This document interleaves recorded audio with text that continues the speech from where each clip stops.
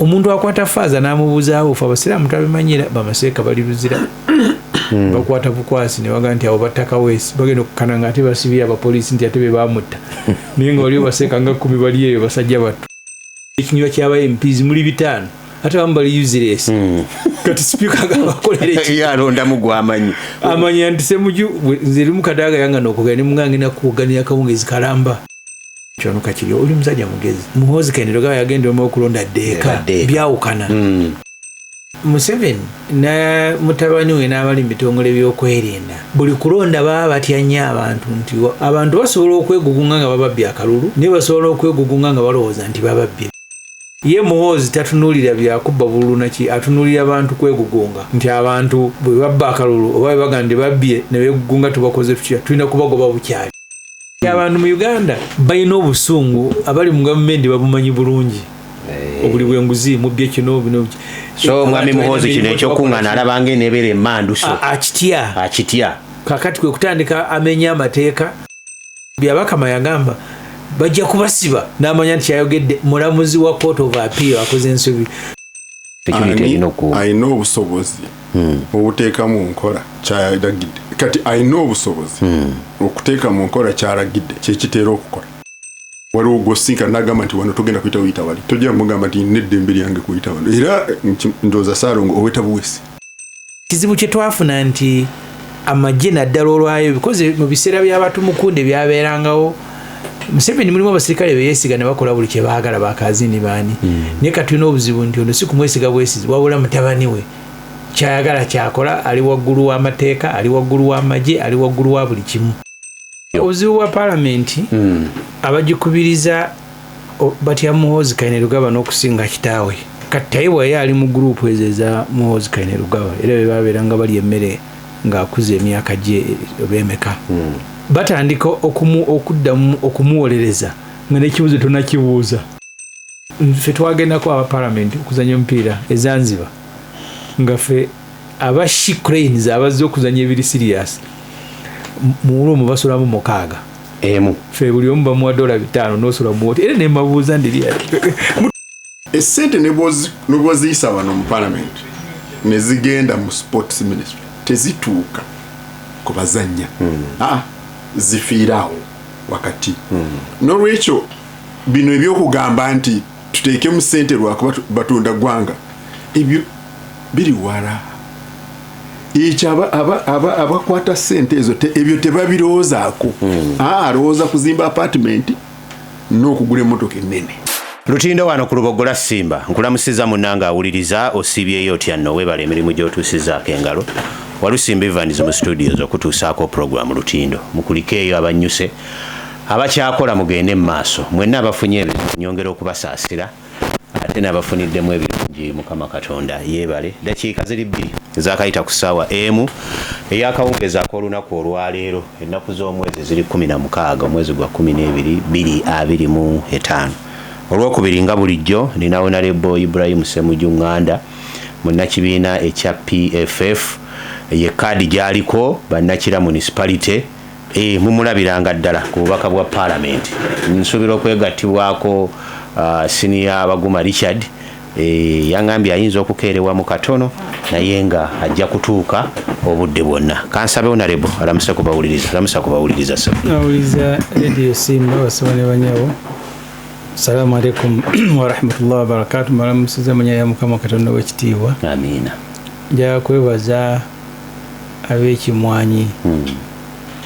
constituency gyenkiikiye erimu emiruka 6 Kireka Buyogerere Kirinnya Kyalwajjala Kira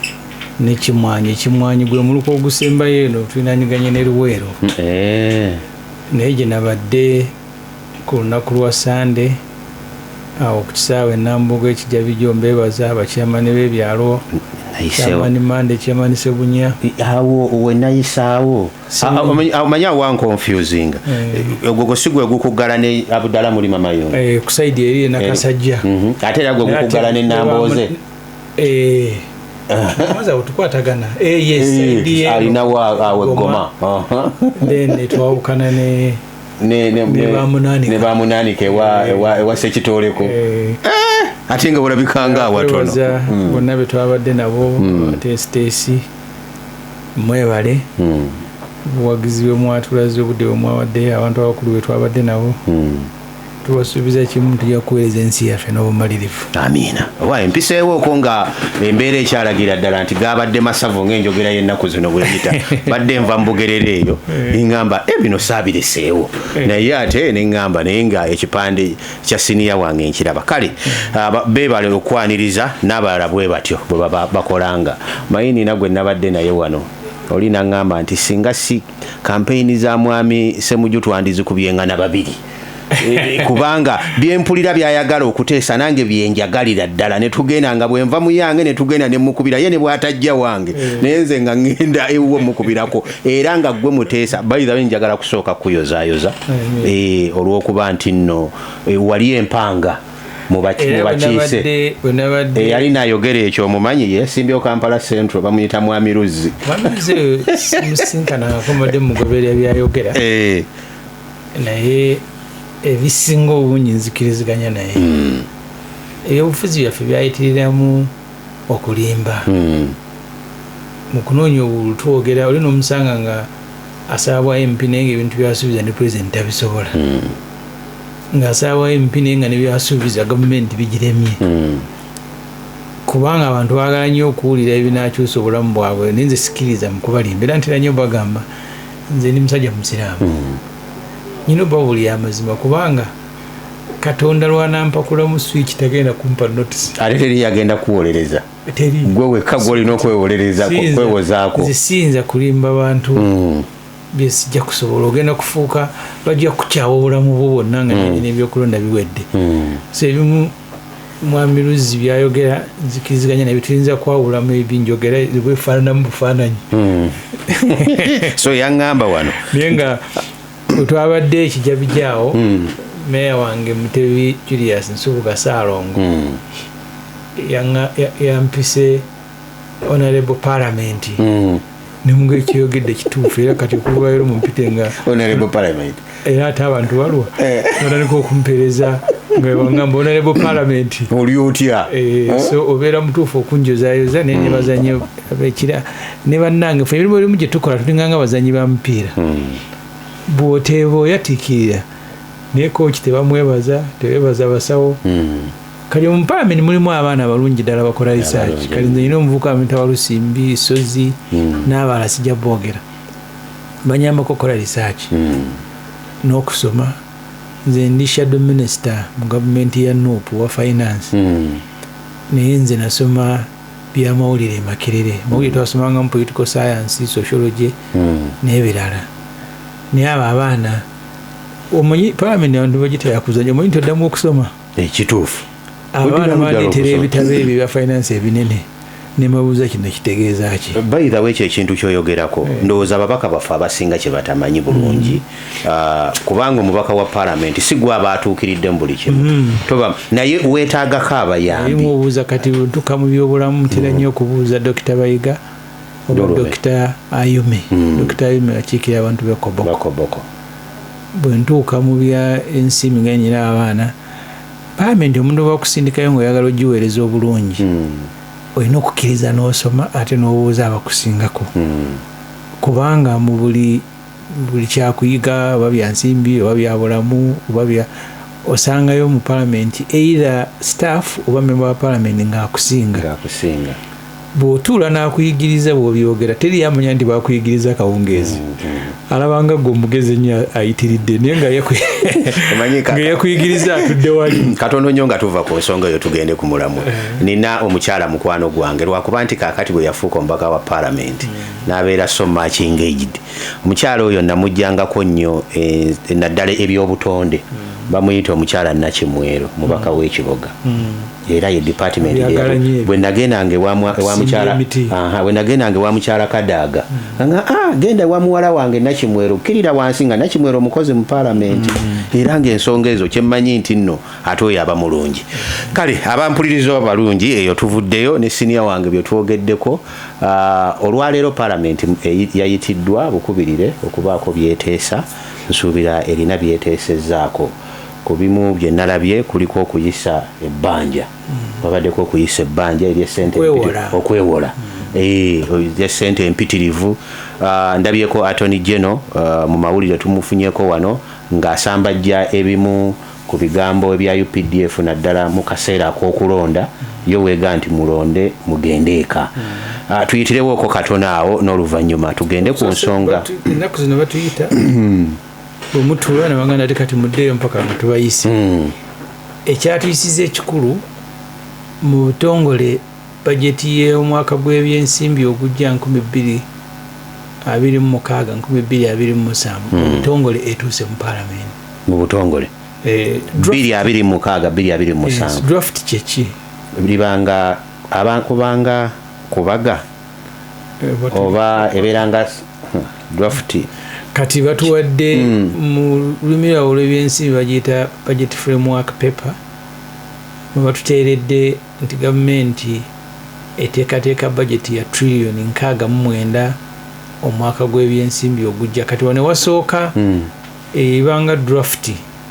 musooka ne mugiyitamu ne mugamba kino mukitereeze ne kino mukitereeze. Draft teba mpanji kubanga okutema mpanji bwe balongoosa mbye mubagambye nabo olumu ne bongeramu bwe ne balyoka baleeta bajeti y'omwaka ne mugitandikako ne mugiyisa mu gwokutaano mu gwomukaaga. So y'ensonga enkulu yabadde etuyisizza kubanga etteeka ligamba nti ng'omwaka tegunnaggwako Desemba 31 gavumenti ejja kwanjuliranga paalamenti embalirira y'omwaka gw'ebyensimbi ogunaddako guno gukyagenda mpaka mu gwamukaaga naye ate ogunaddako okuva mu gwomukaaga tutandika kati okola budget. So kibadde batwetedde waddewo okwewola wenviriddeyo kaawo ogenda okwetereezaamu ng'ekitongole kya UNOC ekitongole ekyateekebwawo ekijja okutundanga amafuta ga Uganda ng'etandise ogasima ennaku zino bakyongerako n'okusuubula amafuta ebweru wa Uganda ogayingiza muno. Ekitongole ekyo kizze nga kisaba okwewola $2 billion ezo trillioni zikunukiriza mu 8 trillioni 8 mwezo kuliko ze baagala okwesaako okuzimba ebintu byonna ebikola mu mafuta ebisinga obungi byewole bireetebwa bagagga bebagenda okuzimba pipeline jajjange yati Mariamu Nakimere omuwanga soda wanga nti mpa omufulejje ng'ategeeza stru akati omufulejje gwa yati Mariamu Nakimere ogunaatwala amafuta gye Uganda gatuuse Tanzania aba Total ne Sinoko ya China bateddemu sente nyingi naye kati ekitongole kyaffe nakyo kigenda kigulamu emigabo ng'abalala kakati balina n'okugula emigabo mu pipe ereeta amafuta Kenya pipeline kubanga naffe kati Uganda amafuta egasuubula ebweru litwe tugagula kuba gasuubula nga tugagulira mu Mbaasa kati naffe tugasuubula gye gava Mombasa ne gatuukirawo obutuukizi kati pipe mugajjira si yaffe ya Kenya kati tuli mu kugulamu komegabo. So kati kwewola kwa sente ezo ennyingi tetufunye budde ebyembi mu biseera bino ebyokulonda era utandikidde paalamenti nga tetuweeramu 30 kakati ennaku zino sipiika gayaka kodi ogamba nti oli ali ku iPad towakane ateeseza kuli naye nga ezo ensonga nga wagaye nnene nnyo okwewola biliyoni za $2 gwe mulundi gwe tusoose okwewola kwa sente ezisinga obungi bwe zityo naye nazo ziyisaawo bwe zityo kati n'olyoka ossaako ensonga ebbiri ezibaddemu endala oba 3 okubuzaawo abantu muli ne Reverend Father okuva e Masaka olwo omukyala gwe baagaye bamugye Kampala Club n'okubuzaawo abantu okuzze kulabikira mu mawulire mu bigambo gavumenti ebaddewo ne baminisita batono atojjeno ng'agamba nti kikyamu tujja kunoonyeza tujja kukola ki ebinyamu n'ebyokulonda katono nnyo nga tuzze wali ku kyokuyisa ensimbi mu kaseera kano ketulimu ak'okulonda ak'okunoonya obululu omuntu taatapute bulala nti ensimbi zino kuba byatandise dda ensimbi zino tezigende mu birala naddala ebyokulonda kubanga nawe kennyini okikkiriza nti n'akaseera mubadde nakatono ekyo ne kiyita munnayuganda kino okulonda kubulayo kati ewiiki nga 3 n'ebyokulonda okwewola ssente basoba zeewolera mwezi wiiki 3 ziba tezinnajja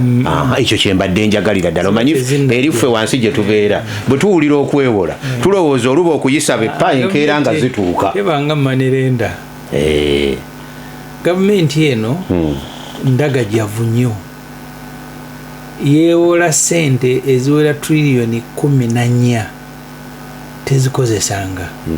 mwezo mulimu ez'okuzimba ekkubo eppya erigenda Jinja lye bayita Jinja Expressway ne Southern Bypass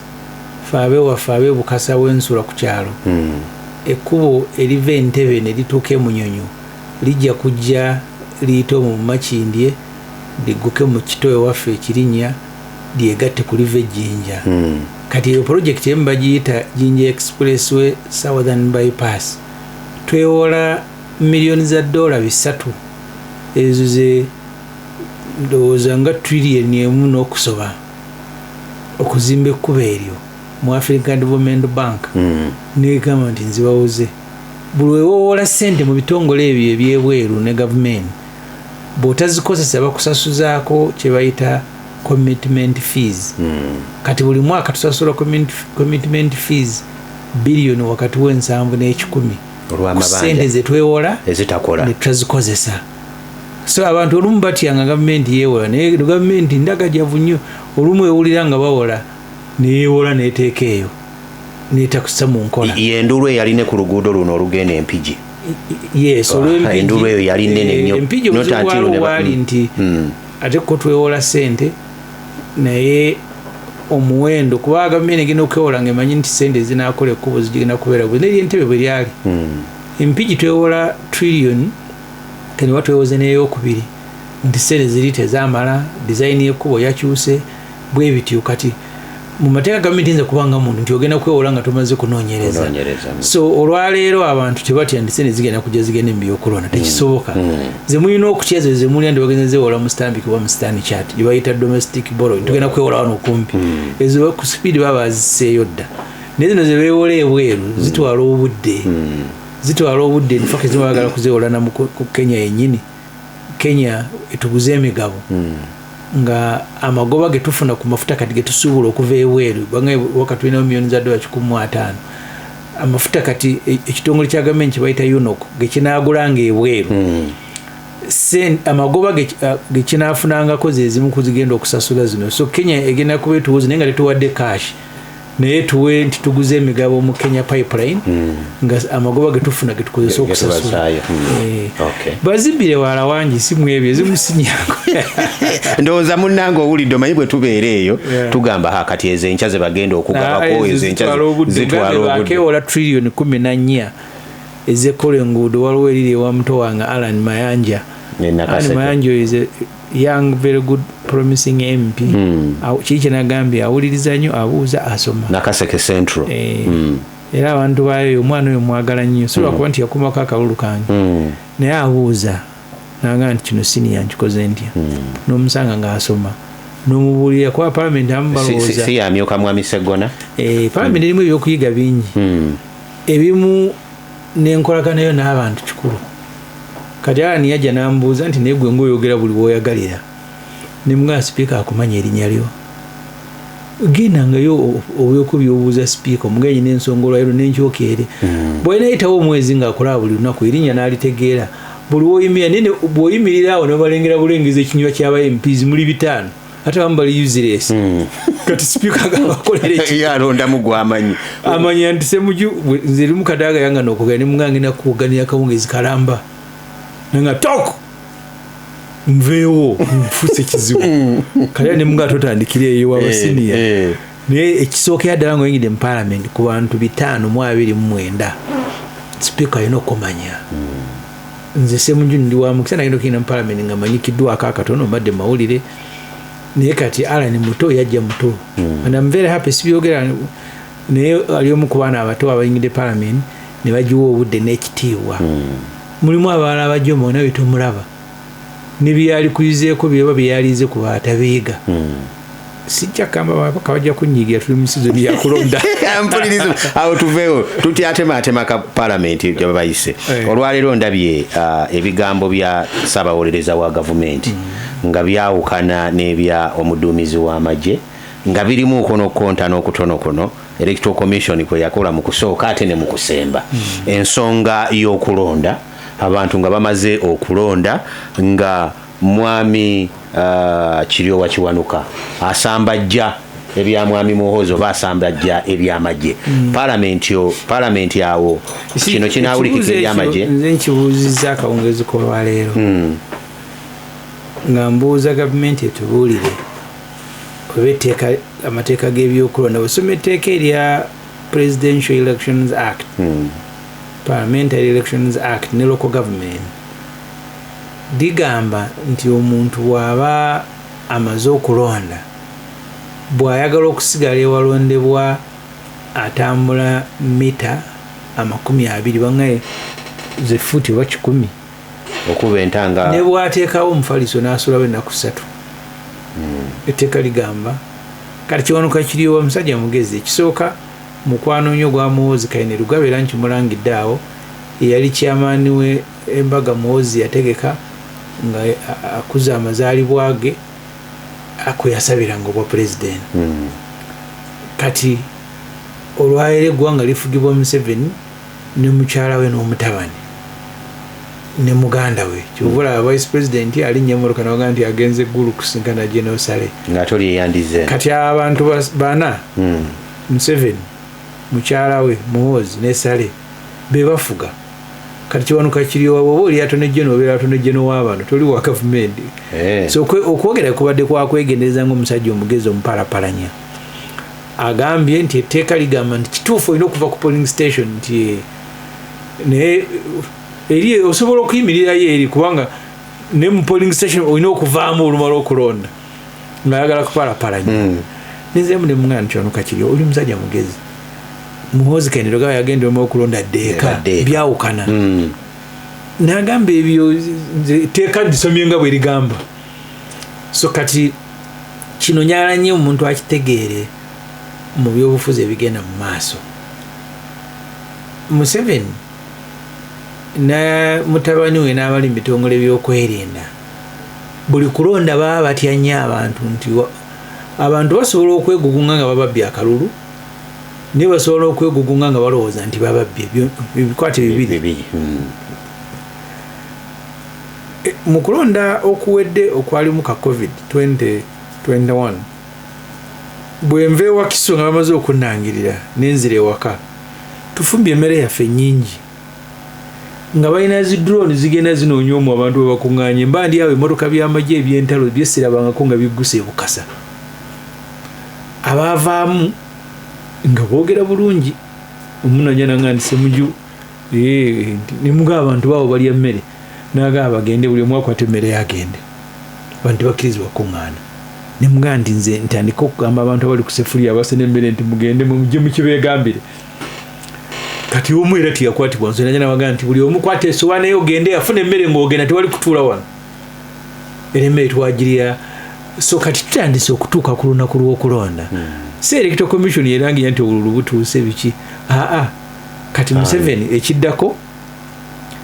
mujja kulaba mu wiiki esembayo nga 2 ng'amagye gatandise okutambula mu sululu moja mu Kampala ne poliisi nga batandise okugamba abantu effujjo bwe litali nga baliteekawo bwetyo bwe tuyise mu buli kulonda kwa Uganda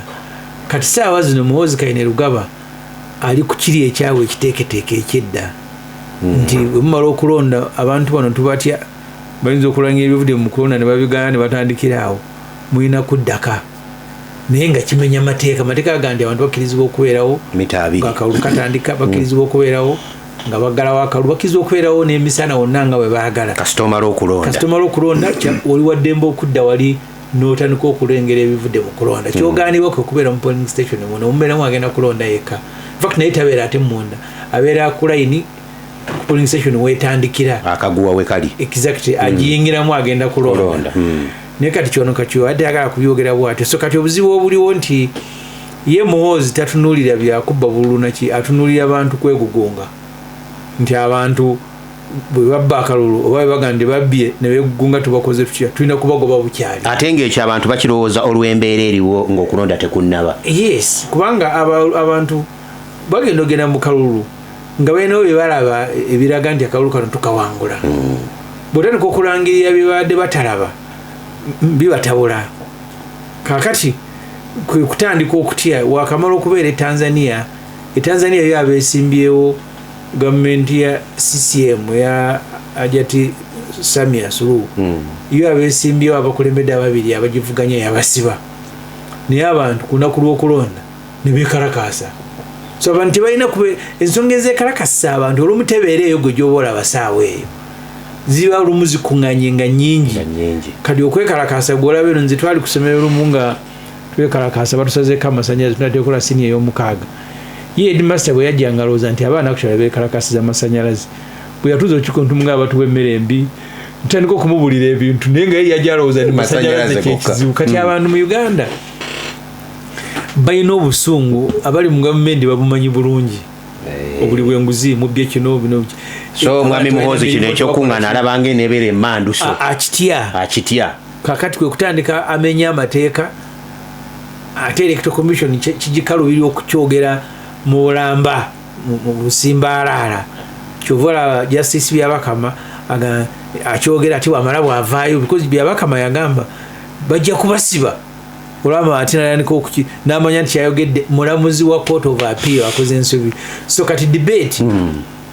badaddewo debate era nkibuuziza ne ngandi mutubuulire amagye gawambye ebyokulonda nga bwe twali mu kinaana nga n'ebikwatagana ku kulonda ne kunaku lw'okulonda birina kulangirirwa amagye kati kyono kwekyolaga nti tiganaba kuwambako amagye electoral commission yeri mu byokulonda nali ku leediyo emu nga waliwo ebiranga ebisasuliddwa defense nga bigamba ng'electoral commission babajuulidde ng'egamba bumala okulonda mugende eka mu Uganda olimu ebintu ebikutabula ndowooza olumu abantu babatuma emirimu ne gibakaluubira kati Byabakama ne banne balabika omulimu gwabage nti mugambe abantu badde eka ng'etteeka ligababeerewo gubakaluubirira. Ampuliriza omulungi amaze okutuuka omukulu Baguma Richard lamusa kubawuliriza ssebo yakolanga mu Radio Uganda ne TV waliwo ngambye wano nti kyetubadde twogerako baliyita bago draft libeera bago budget framework paper nzo giyite bago Oluganda lwange nga lumpimpi wanga nango giyita draft I am also nange noonya kigambo because itibwa kirala kuba oba obaze kino kye twagala okukolako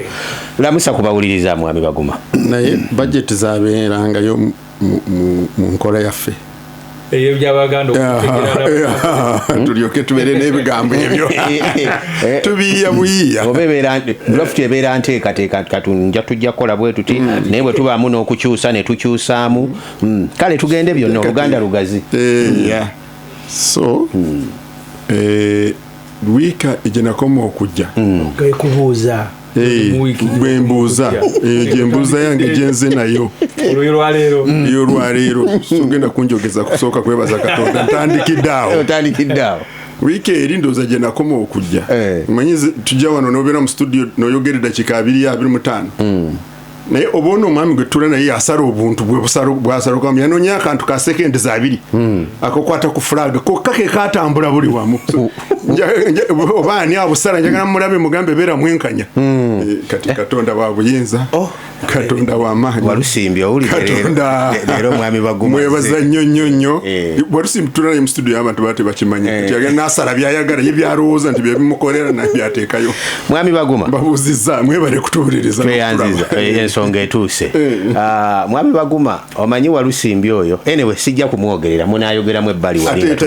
talina opportunity genda kubisinda mbadde nkimanyi owulidde mwami Ssemujju embiranye ebaddewo oba ebigambo wakati w'abalonzi n'olunaku olw'okulonderako ejje ly'eggwanga ne livaayo kakiiko k'ebyokulonda ne kabeeramu aga n'agaawo kaakati nze muyita omugezi wa gavumenti avuddeyo n'abaako byayogera olwaleero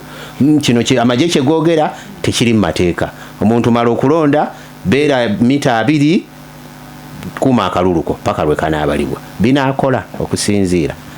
biche bilibwa byogambe anti amagye go gagambye omumala okulonda mu ddeeka ebyo ndooza bye binaakola ani alina obusobozi ebyamwami kiryo omugezi wa gavumenti tebikola sirowooza nti ogenda kukiddamu era sikusuubira kukiddamu nembuuza bubuuza security kankyogere bwentyo security erina alina obusobozi obuteeka mu nkola kyalagidde kati alina obusobozi okuteeka mu nkola kyalagidde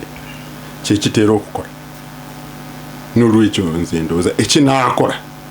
kyekyo kyalina obusobozi okuteeka mu nkola kyalagidde kati awo tulina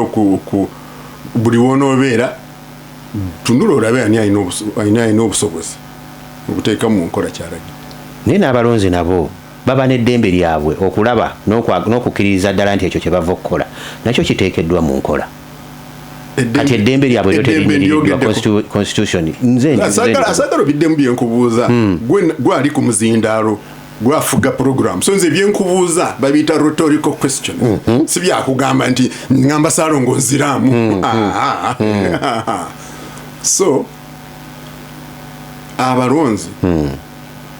eddembe lyabwe balirina otyo nange ndi mulonzi bw'obeera omulonzi oba bw'obeera ovuga motoka gwe wagigula oli mu kkubo ly'otambulirako gw'osasula omusolo ne balikola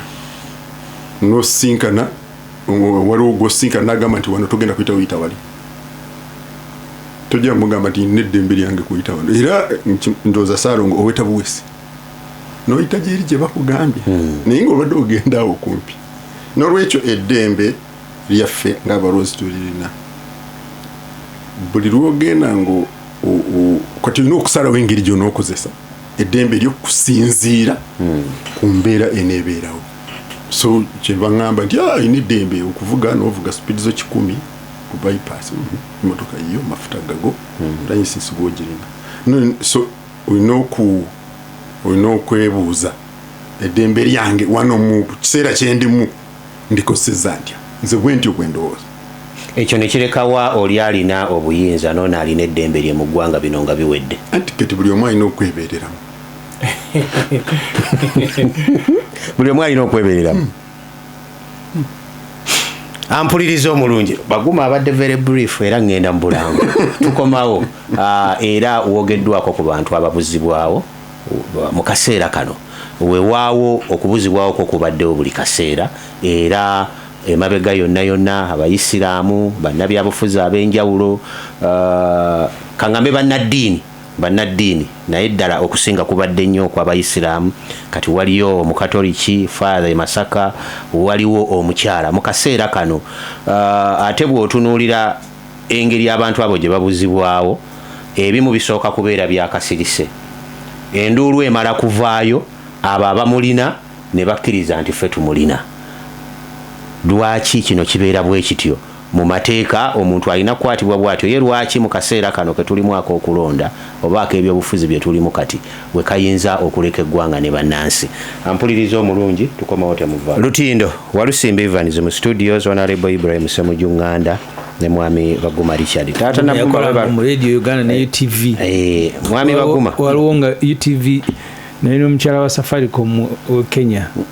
n'atugamba nti mujjukire ekiseera ekyo nga TV zigaddewo okusawa 8 nekoma okusawa 10 misana nga munsi temulimu TV yasooka kugulangawo sawa 12 zolwegula negalawo ku 6 nejjayoko emisana naye nga broadcasting esaawa 2 ne baggalawo ate rediyo gye twasibanga tuwulira naga nti egaddewo nekoma n'omusajja yavanga Karamoja eyakupono ngaye ebo ejo mpulirizawo mulungi eyo Waguma gye yakolanga sebe mwami Waguma mwami Ssemujju waliwo erinnya eddala eryamongeddwako bamuyita omupaalamenti era wano ninawo omuwagizi we kati ono ye akikyusizza akuyisa omupaalamenti ye mwogezi wa meya Mutebi ye Julia ye Kironde Katooke agambye ndabira nnyo omupalamenti. So honorable parliament mu luzungu omupalamenti mu Luganda. Era bw'omusanganga omuyitanga omupalamenti Ssemujju Nganda. Honorable Ssemujju, tugende maaso. Ensonga eyogeddwako ono baguma muwagizi muwagira kale ensonga eyogeddwako era mu palamenti mukadde kano y'ensonga y'okuwamba abantu bawambibwa, naye ekisinga obuzibu ndowooza mu mateeka omuntu waba akwatiddwa mu budde butono aba alina okumanya waali omuli bannamateeka be abantu be. Egamba omuntu okukwatibwa yennyini gw'osooka n'obuulira ensonga emukwasiza n'obuulira abooluganda lwe n'abamateeka si nti omala mukwata n'obabuulira by'otandikirako ebyo. In fact n'omukwata osooka na kunoonyereza nnyo ebintu ebimukwasiza. Bw'oba mukomera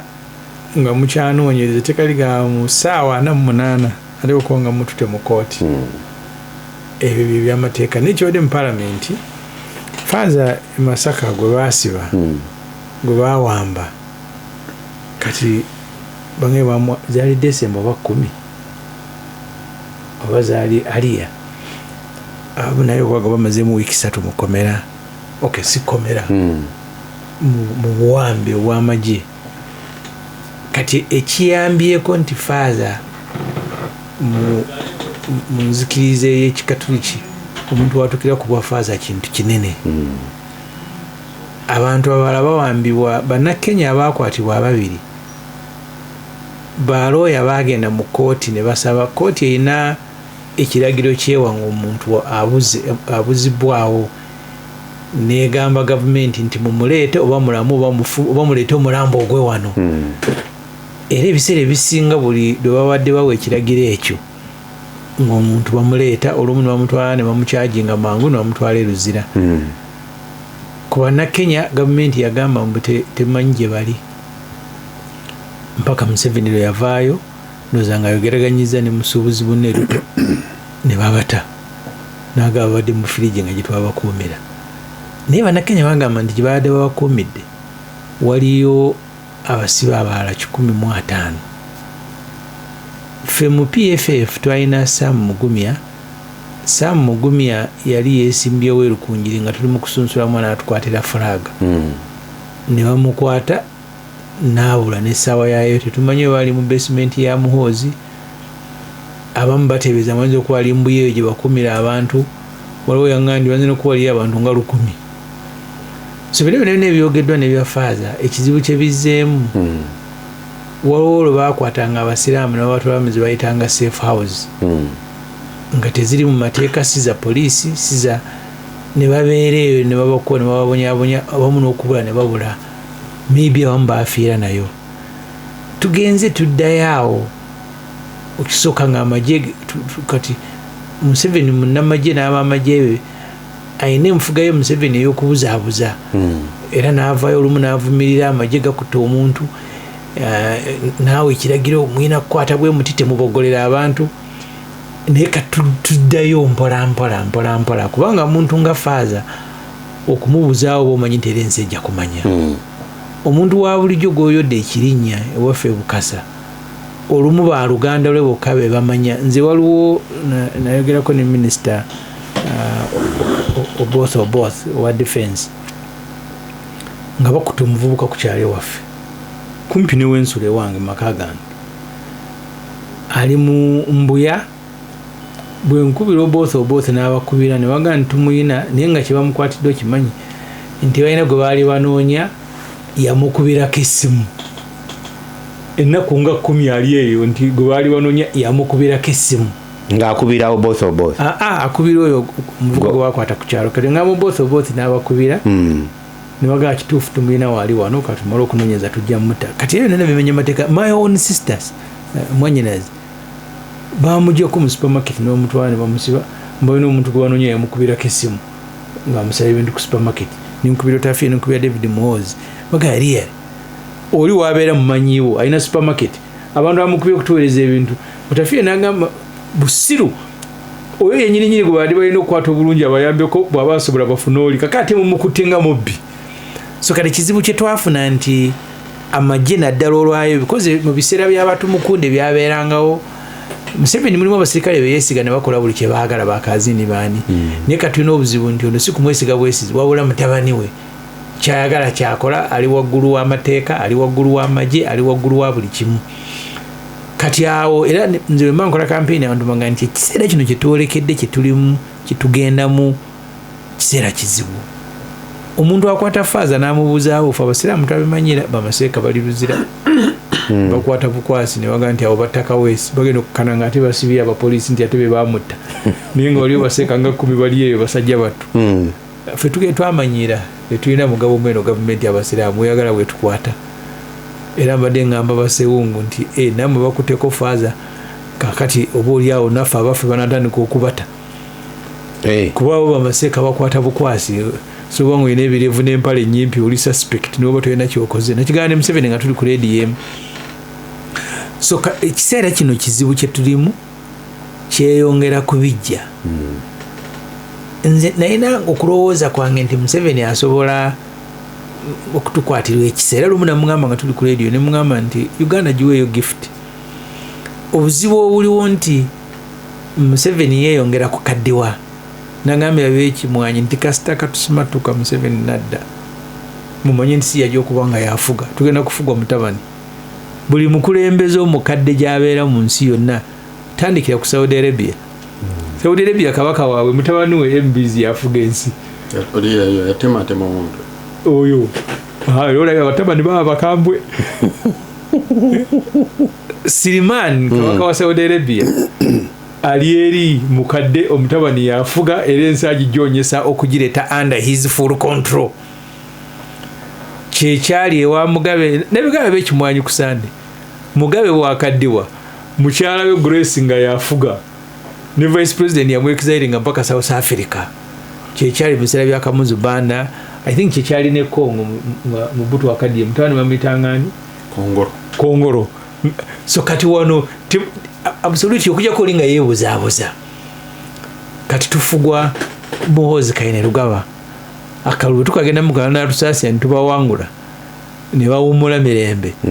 bwe batusimatuka mumanye nti Museveni akomawo mu butongole w'ekina so kati bino byonna ebiriwo because Muhoozi tali accountable nga kitaawe Museveni abuzaabuza era nti kigamba bano ni Museveni bw'aba yakukutte ne bakukuba omusaayi ne guyiika akeera kuteekawo kakiiko kanoonyereza nga yeyalagidde nange kino tekisoboka kubeerawo akakiiko kanoonyereze Muhoozi yakeera kucelebratinga nti yenze nange nakubya omusajja n'ebirevu n'embimwa buli kawungezi nga gwenkolerako exercise kati tugenda awo ewa MBZ Saudi Arabia kiseera kizibu eri eggwanga I only hope nti Museveni akyalinamu endasi esobola okutaasa ensi kubanga ensi bweyonooneka mwenna abagirimu mwena ebakosa kyekimu ona Kenya wagana ne mukomera waddeyo ne muganda wotafiire owawano so kati you just hope noga nti kubanga abakulembeze ba Africa abasinga obungi buli omu abalabye ensobi zaamu nene nga yalowooza nti mugezi tajja ziddamu Bashir kyemmanyi leero n'omuwa chance maybe tayinza kukkiriza ensi ebeerenga bweri naye gyayatuka okuba akaaba Seneta we Kenya yatugamba nga tuli mu komite za Afropark accountability committees n'atugamba nti wetufunira obwetwaze 62 ekibuga ekyali kisinga Khartoum yali London yo kanaga Khartoum ng'esinga Brussels eri ku ttaka baagikuba zinakagenda tu Khartoum emirundi ebiri so ensi esobola okusaanawo kulwa abantu kwemanya maanyi ono nja kukuba nja kuteeka mukomera nja kukola kikuba abantu bagenda beekyawa tomanya byenaddirira so I really hope simanyi oba ono baguma ayogerako ne Muhoozi naye kwogera naye sandifuddeyo bwe nfuna akakisa yes batuyambe mwami Baguma embeera bwetuuka awo obuyinza ababulina buba tebubavudde mu ngalo era mu mbeera eno gye tugendamu abo abalabika okuba nga babufunye ne bakozesa akakisaako okutabangula ebiriwo kisoboka naye kiyinza kukola ki wakyaliwo akadde kisoboka naye kiyinza obutasoboka n'olwekyo titumanyi ekinaabaawo tuyinza kikola tutya obutasoboka katwesibe ku butasoboka nze saagala kuyiteekamu tobinyingizaamu biyinza okukolebwa njagala mbikolekere Ssaalongo ne Mwami Ssemujju tondeta kumpewo okumbuuza bye naakola ate awuuza ggwe eggwanga biki ebiyinza eggwanga liyinza kukola ki zijje kumpewo ntandika okwogera byenandiba njagala bikola mbikubuulire kumpewo kumuzinda Baguma ngambye biki ebiyinza okukolebwa yatojja kuntwalayo sijja kugenda ebyo mbibalekedde sijja kugenda Baguma owulidde Mwami Ssemujju kale kaŋŋonzeemu faaza yabuze Mwami Ssemujju Mwami Ssemujju agambye Mwami Museveni alina be yeesiganga n'abakwasa era n'abamenya Kaziini bani n'agamba nti baliko kye bakoze naye kati essaawa zino waliwo atalina ekiseera kyabwe kyaggwako naye nga tebaabikola gye mbadde ŋŋenda nti buli kiseera kiggwako naye nga bo tebakola ogwabwe buli kiseera kiggwako ekyange n'ekikyo n'ekyani kiggwako yogera ku kuwambibwa kw'abantu okubuzibwawo kikolebwe kitya kikyamu kirekeraawo n'okwetonda beetonda ababuuza enkola ekwatibwamu okukwata abantu abo oba okubawamba yentuufu bikyamu era nababikola ebituufu balina kukola batya beetonde balina kukola ki nga tebannakola ebyo n'okwetonda n'abafuna ebyo ne babakwatibwa bati babaliyirire kikyasoboka okwetonda kusoboka n'okuliyira kusoboka nze endowooza yange bwetyo bweno ndowooza kyekyo kiba kikolebwa biri bisatu okwetonda n'okuliyira naye ate tulina n'amateeka gakola babirekeraawo beetonde ate bali babayirire hiyo ndowooza yange nga bayita mu mateeka nga bye bakola biri mu mateeka kati lwaki ate okubayiririra ogenda osooka kubuuza amateeka baliyirire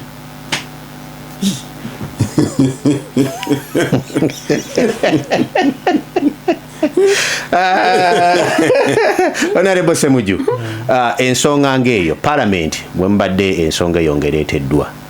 n'omubaka ow'oludda oluvuganya ndowooza agyogeddeko leader of opposition Parliament nga yo obuzibu bwa Parliament abagikubiriza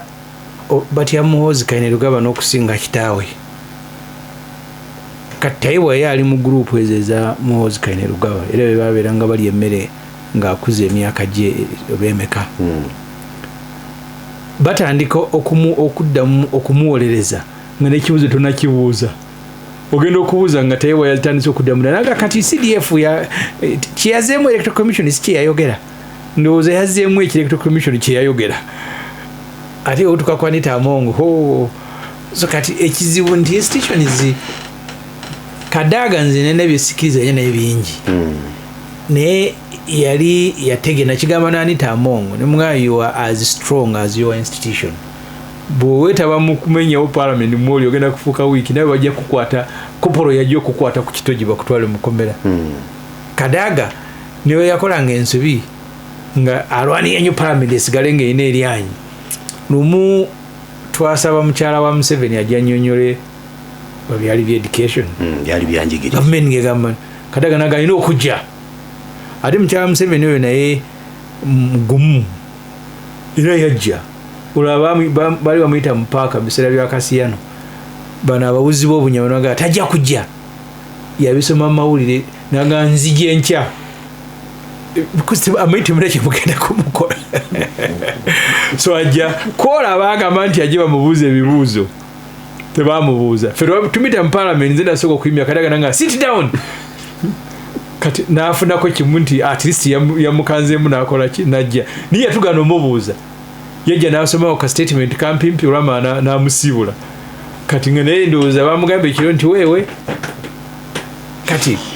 Parliament okufaana institutions endala nayo tulwana bulwanyi ebeerewo eringa nga kitongole kiramuzi naye bakutwala mu maaso g'omulamuzi bantu batono nnyo ng'omusawo gwa byabufuzi alowooza nti omulamuzi agenda gusala mu mazima bagisala nga bwe babalagidde kiseera kizibu omukisa gukyaliwo kuba tunakutuuka wabi wasembayo. Tugenda kuyita mwami Baguma gundi akubuuzizza nti oba onaayogera naye n'oga nti soogera naye naye bwe nfuna omukisa njogera naye tewali gwe soogera otandikira ku ki nabagamba wano nti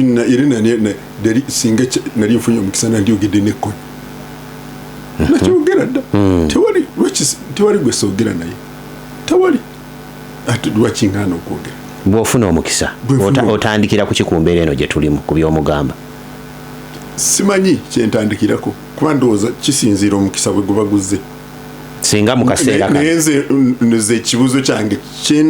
kyentera okubuuza bwe mba nfunye omuntu owa waggulu nnyo nti olowooza embeera y'eggwanga kisinziira oli yali bwabeera secretary general wa UN mubuuza embeera y'ensi olowooza egenda eddawa bwobeera wano y'eggwanga olowooza eddawa kibuuzo kyange kyentandikirako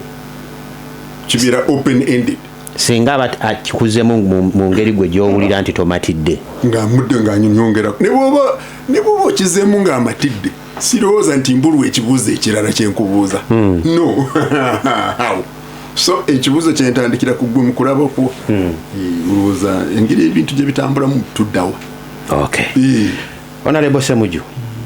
manyi wiiki ejja okuleka nga wanaabawo ekikyuse mu programu zaffe Africa Cup of Nations kakati tebibasingira byonna tubitwala okwogera ku bikwata ku Uganda byonna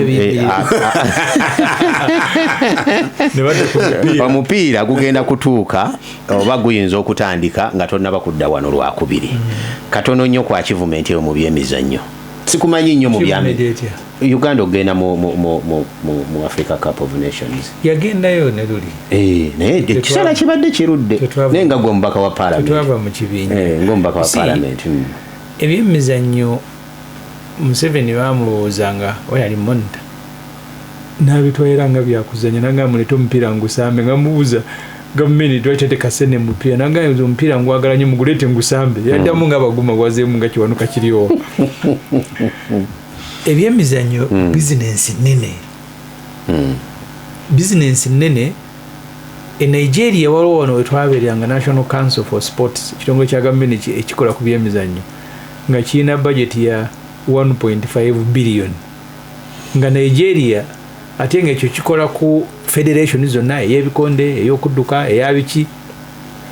ng'ey'omupiira yokka Nigeria eri mu biliyoni 2.9 just football yeka ogendayo ebyo biwa Uganda publicity ennungi ne biyamba n'abazanyi baffe Lugundi yali atugamba chairman wa FUFA president bawa speaker Magogo naye atugamba eno kyani yali wano nti ebeerako abasikawuta banoonya abazanyi abasinga kubanga bano abazanyi baba tebanala kubeera kirabu zibatwala mu Uganda wano nze onalabiranga emipiira twalina abazanyi b'omupiira nga bakyambadde nga bamanyi omupiira ne olwaleero nga ndabanga ne mu nsi yonna abaali bagusinga naye tebafunako mukisa agenda kuzanyirako bwe kufuna nsimbi so kati wano waliwo omukisa just see Uganda nti yaparticipatinga kubanga ezensi nga Ivory Coast, Cameroon, Nigeria ne yabeerangamu Adebayo Nsiki Adebayo si wa Ghana si wa Ghana tegutumanyidde omupiira no si wa Senegal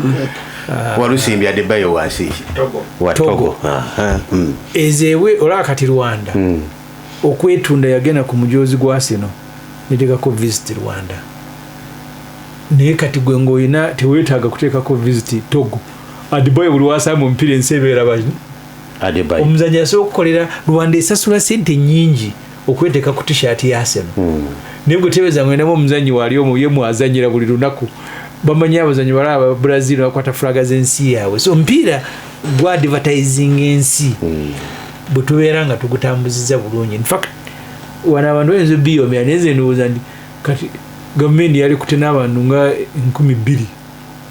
ne bambaza t-shirt za Uganda Cranes nga banazanya ne bayisa ebivulu mu kibuga gye bali ne ba advertising ensi hope ne tugobayo omupiira ntegena ngo batukuba eyo stage nene kamera zonna ziri awo eza Africa n'ez'ensi abazogula abazanyi naye ebya Uganda ebyembi ffe twagendako aba parliament okuzanya omupiira olunga nzanya musanvu ezanzibar nga ffe aba She Cranes abazze okuzanya ebiri serious muulwo mubasulamu 6 emu ffe buli omu bamuwa $5 nosula muwoti era nemabuuza ndiri mutukwasa ensonyi bwami baguma mbadde ngenda kwogera ku She Cranes ffe tugezezaako mu butono bwaffe okuteekamu ettiimu esinze okutunda Uganda She Cranes yeyo omupiira gw'abakyala gw'okubaka be basinze okutunda Uganda omupiira gwakati ogw'ebigere gw'abasajja gufunyeemuko omukisa kuba omwami agukulira alina munne gwe babeerawo mu nyumba ate nga yakulira bano n'olwekyo esente ziyitawo ate amutuusa weetaaga naye okugamba nti esente bwe zitwala n'ozireeta nakolako nali ku team ku task force yali investigating sexual harassment mu Uganda Olympics mu athletics ebintu byenamanya esente nebwoziyisa wano mu parliament nezigenda mu sports ministry tezituuka ku bazanya zifiiraawo wakati n'olwekyo bino ebyokugamba nti tuteekemu ssente lwakuba batunda ggwanga ebyo biri wala ekyo abakwata ssente ezo ebyo tebabirowoozaako alowooza kuzimba apartment n'okugula emmotoka ennene ampuliriza omulungi musule bulungi